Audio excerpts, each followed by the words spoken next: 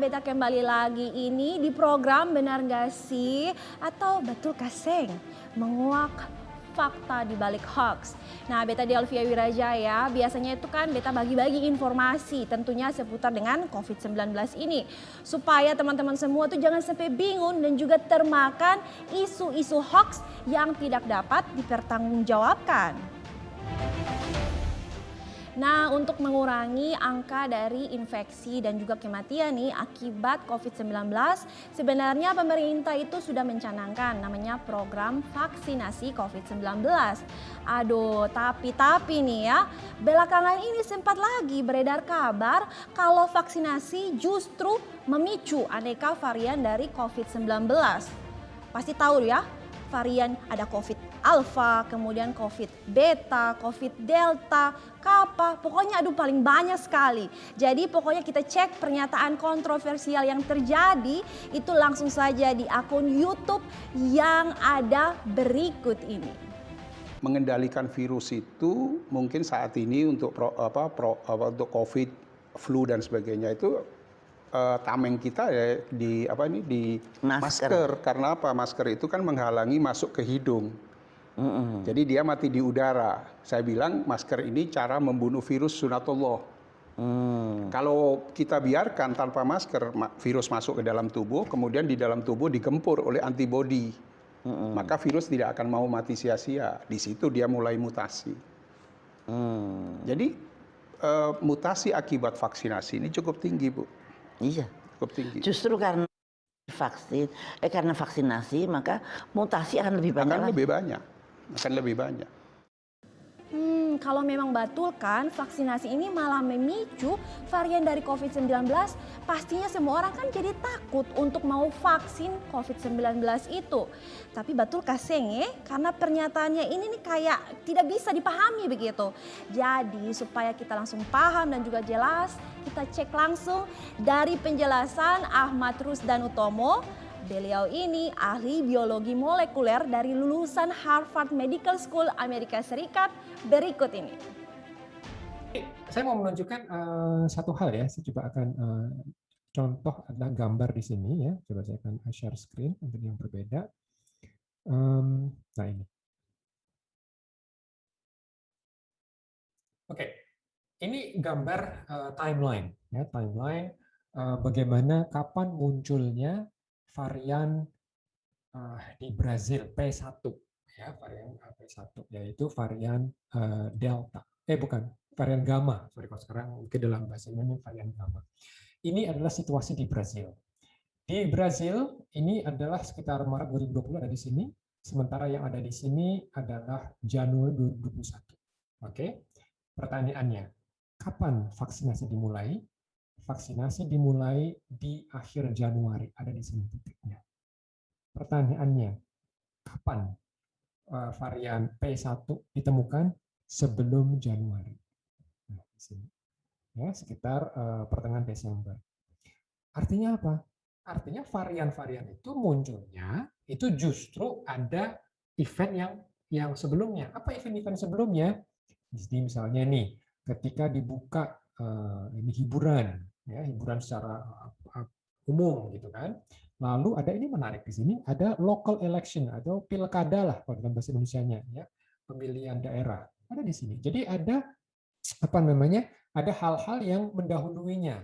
Nah, karena sudah mulai naik terus, ya kan, naik, ya berusaha di lockdown, tapi ini masih naik terus ya, karena memang sudah masif sekali, agak susah sekali gitu ya. Apa yang terjadi? Muncul di sini terdeteksi dengan sangat mudah, yaitu varian P1 atau varian Gamma. Nah, poin saya adalah kalau kita mengatakan vaksinasi memunculkan varian, ini tidak konsisten dengan data yang ada. Karena sebetulnya mekanisme terjadinya varian itu adalah ketika si virus diberikan panggung untuk apa? Untuk dia berkembang biak. Ya, sama seperti di India, ya, dia akan meledak gitu kan? Dia meledak ketika manusianya tetap bersirkulasi di antara mereka, mereka tetap berkerumun. Nah, ya kan? Nah, tapi kalau mereka dalam posisi terkendali, itu susah untuk varian itu muncul. Karena apa? varian itu muncul, itu kan sebetulnya koleksi dari beberapa mutasi. Jadi beberapa mutasi akan membentuk varian, gitu kan. Nah, bagaimana mutasi muncul? Mutasi muncul ketika virus bereplikasi. Kalau virus tidak bereplikasi, misalnya nih kita gunakan masker seperti yang tadi Prof katakan, betul. Makanya memang gunakan masker yang ketat, gitu ya. Jaga jarak itu memang sunatullah untuk menghentikan penularan virus. Karena kalau sampai kita abai, sampai kita membiarkan virus masuk ke dalam rongga nafas kita, virus akan bereplikasi, dan ketika mereka bereplikasi akan muncul salah ketik istilahnya, akan muncul apa yang disebut dengan mutasi-mutasi. Kalau mutasinya makin banyak, akan membentuk varian. Dan kalau varian ini punya perangai baru, dia mungkin bisa jadi mudah menular. Jadi artinya penting untuk kita ketahui dari data yang ada. Ya. Jadi data saat ini justru munculnya varian ya itu sebelum vaksin diberikan. Seperti di Inggris. Di Inggris munculnya varian alpha atau B117 itu kan di sekitar bulan Oktober. Dan kapan vaksin AstraZeneca diberikan itu setelah bulan Januari. Sementara vaksin AstraZeneca masih bisa untuk mengendalikan varian Delta dari India. Gitu ya. Jadi artinya kita juga harus lihat data secara keseluruhan. Ya, mudah-mudahan ini menjadi satu pembelajaran buat kita semua. Vaksinasi tidak dari data yang ada ya tidak memunculkan varian, justru terbalik. Justru dari kerumunan kita yang tidak patuh pada prokes, disitulah nanti justru akan muncul varian. Dan sejauh ini banyak sekali vaksin yang masih mampu mengendalikan terjadinya varian-varian ini, gejala yang disebabkan oleh varian-varian ini. Nah, maka tetap semangat ya, jaga prokes, gunakan vaksin kalau memang termasuk golongan prioritas, dan tetap berdoa, insya Allah kita semua akan selamat dari pandemi. Nah, jadi sekarang kamu percaya yang mana? Kalau beta sih mau percaya itu langsung saja dari ahlinya, supaya tidak jelas katanya itu tidak jelas sama sekali. Jadi sekali lagi ya, jangan percaya kalau vaksinasi itu malah memunculkan varian dari COVID-19, karena itu adalah hoax. Ya kakak-kakak semua, kalau misalnya kita habis vaksin kan kita tuh pasti terima link di mana itu menyatakan sertifikat kita sudah menerima vaksin COVID-19. Nah dengar-dengarnya lagi di luar sana, kalau kita sudah vaksin COVID-19, kita itu berhak mendapatkan dana bantuan sosial tunai dari pemerintah. Tapi itu betul kah Senge? Daripada kita bingung, kita tanya sana juga tidak tahu, langsung kita cek di video berikut ini. Beredar sebuah video di media sosial dengan narasi yang berisi informasi bahwa setiap orang yang mendapat sertifikat vaksinasi akan mendapat bantuan Rp1 juta mulai tanggal 1 Agustus. Masih di pesan yang sama juga tertulis, masyarakat bisa mengecek ke sebuah situs dengan memasukkan nama serta nomor induk kependudukan. Bahkan seperti meyakinkan, penyebar informasi juga memberi kesaksian bahwa dirinya telah mencobanya dan mendapatkan bantuan yang dijanjikan. Pemerintah memang memberikan sejumlah bantuan sosial selama masa pandemi COVID-19, seperti bantuan sosial tunai sebesar Rp300.000 per bulannya. Lalu, benarkah bantuan Rp1 juta bagi penerima vaksin?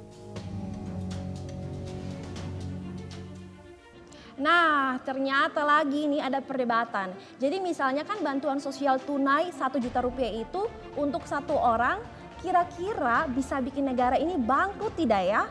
Informasi ini nih yang bikin banyak sekali oknum-oknum yang menerbitkan sertifikat vaksin COVID-19 itu yang palsu dan banyak sekali dijual bebas.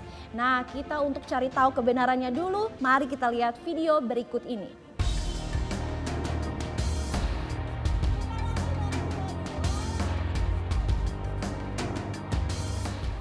Masa pandemi memang membuat sulit masyarakat. Bantuan sosial menjadi hal yang dinanti oleh mereka. Belum lama beredar pesan di media sosial dan aplikasi pesan yang berisi narasi bagi yang sudah memiliki kartu vaksinasi mendapat kompensasi PPKM sebesar Rp1 juta. Bagi warga yang membutuhkan bantuan, pesan yang beredar ini tentu membawa kabar gembira. Namun, apakah benar? Berdasarkan penelusuran tidak ditemukan bantuan sosial yang diluncurkan pemerintah sebesar Rp1 juta bagi pemilik sertifikat vaksin.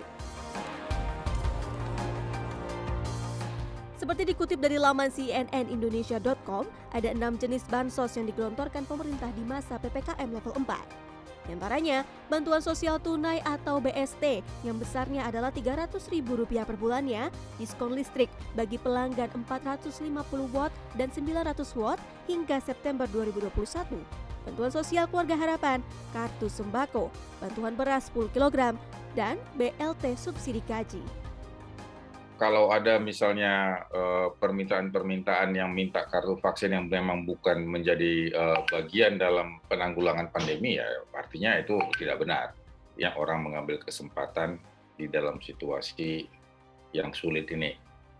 Tapi untuk itu kita harus tetap hati-hati karena di dalam situasi pandemi ini kita memang diajak untuk tetap bersikap waspada. Bantuan ini tidak mempersyaratkan mengenai vaksin.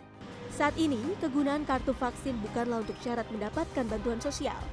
Kartu vaksin saat ini diantaranya digunakan sebagai syarat masuk pusat perbelanjaan hingga syarat melakukan perjalanan. Jadi kesimpulan dari penelusuran fakta, informasi bantuan sosial Rp1 juta bagi pemilik sertifikat vaksinasi adalah tidak benar.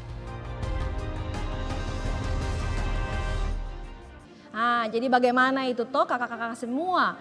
Kotong jangan sampai lagi ya bisa percaya dan ketipu dengan informasi-informasi yang tidak benar seperti ini. Bansos Rp1 juta yang tadi itu untuk pemilik sertifikat vaksin COVID itu sama dengan hoax. Nah teman-teman, ini ada beredar kabar lain lagi nih. Ada seseorang menggunakan APD lengkap di atas bus antar provinsi menyediakan layanan tes swab antigen. Penumpang sendiri diminta itu untuk membayar satu orang Rp90.000. Nah untuk mau tahu kebenarannya langsung saja kita cekidot. Ini uangnya. Mbak, ini uangnya. Inilah video yang beredar di media sosial dan aplikasi pesan di tengah masyarakat yang berisi seseorang yang menggunakan alat pelindung diri membagikan hasil surat swab tes di dalam bus antar provinsi. Dalam video terlihat orang yang membagikan surat swab tes meminta biaya sebesar Rp90.000 untuk surat swab yang diberikan. Dalam unggahan sejumlah akun Instagram netizen banyak berkomentar terkait video ini. Banyak netizen menduga hasil swab antigen negatif diperjualbelikan agar penumpang bisa melanjutkan perjalanan. Netizen pun menyayangkannya jika praktek jual beli hasil swab antigen dilakukan maka potensi virus COVID-19 menyebar semakin tidak terbendung. Lalu benarkah hasil swab antigen negatif diperjualbelikan tanpa melakukan tes? Nah, penumpangnya sebanyak ini ya. Ini berita kayak aneh begitu ya. Coba kau bayangkan saja kalau misalnya nih kau dalam bus itu terus tiba-tiba terdeteksi reaktif atau positif, pasti semua orang itu langsung lompat dari bus itu kan. Kalau misalnya kecuali nih ya, kalau hasilnya itu negatif semua ya berarti aman-aman saja. Betul kah Seng? Aduh kayaknya ini rada bingung, so langsung saja kita lihat kebenarannya. Ini uangnya. Benar gak sih hasil swab antigen negatif diperjualbelikan? Bayar berapa itu, Bu? 90, ya. Pertanyaan ini muncul setelah warganet melihat video seseorang membagi-bagikan hasil swab ke penumpang di dalam bus antar kota antar provinsi. Sontak video ini menjadi perbincangan hingga polisi pun harus turun tangan. Seperti dikutip dari laman cnnindonesia.com, Kabid Humas Polda Sumatera Barat, Kombes Stefanus Hatake Bayustianto membantah terjadi jual beli hasil swab antigen. Satake mengungkapkan peristiwa terjadi pada Jumat 23 Juli sekitar pukul 11 siang. Dan orang yang berpakaian hazmat bukan menjajakan surat hasil tes palsu. 1 jam sebelum menaiki bus, seluruh penumpang telah menjalani swab antigen di sebuah klinik di pelabuhan. Selanjutnya, penumpang yang sudah menjalani tes lalu naik bus sambil menunggu. Jika ditemukan penumpang dengan hasil reaktif, maka akan dipanggil dan diarahkan tidak melanjutkan perjalanan. Polisi yang melakukan penyelidikan menemukan fakta peristiwa terjadi pada Jumat 23 Juli 2021 sekitar pukul 11 siang di sebuah bus yang akan menyeberang ke Merak melalui pelabuhan Bakahuni, Lampung. Jadi semuanya sekali lagi jangan pernah percaya dengan hal-hal yang tidak benar karena semuanya itu sekali lagi hoax. Aduh, akhirnya ya ketong sing berasa ketong so ada di penghujung dari acara ini. Pokoknya semua teman-teman jangan sampai bosan lihat beta pemuka dan juga terus pantengin dari program Benar Nggak Sih atau Betul Kaseng karena ketong menguak fakta di balik hoax. Sekali lagi beta Delvia Wirajaya mau pamit, sampai ketemu di episode selanjutnya. Bye-bye.